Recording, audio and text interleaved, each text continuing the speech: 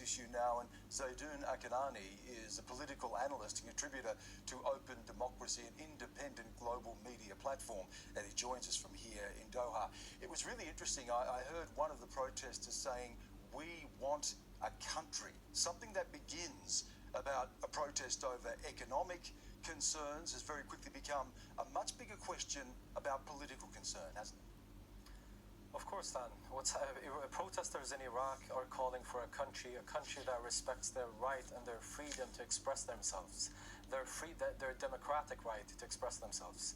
How can one expect or believe the Iraqi Prime Minister's economic reforms if he doesn't even give them their basic rights and their democratic right to protest, when he promised the night before in his last speech that he would ensure that they would have the right to express their way of peacefully protesting against the government?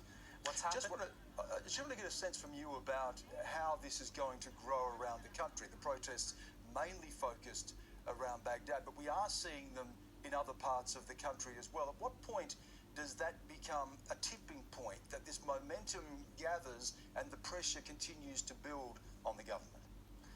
Well, it's mainly in Baghdad and the southern cities, because it is right now the momentum or the main factor of those protests is that it is the Shias who are the majority, proportionally speaking, the majority of the Iraqi population, standing up, the Shia leaders and the Shia political leaders of Iraq.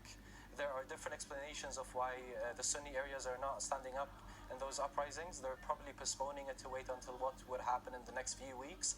There's the fear of getting the accusation of being ISIS sleeping cells from the Iraqi government if they do stand up.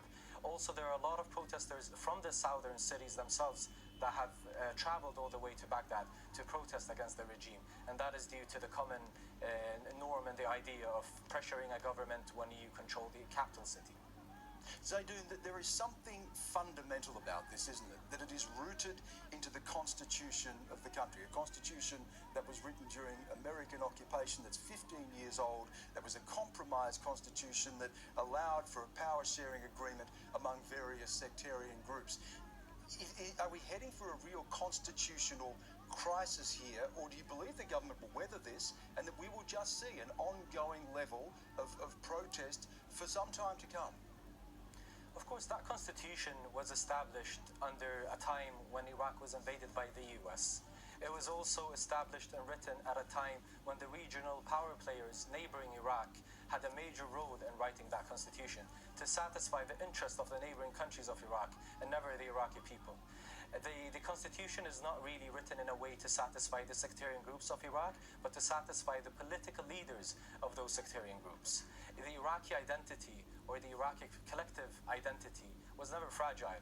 It has the fragility or the challenges faced by the Iraqi collective identity is due to the way this government has been utilizing those identity differences amongst the Iraqi society. Zeidon Alkinani, thank you so much for your insights.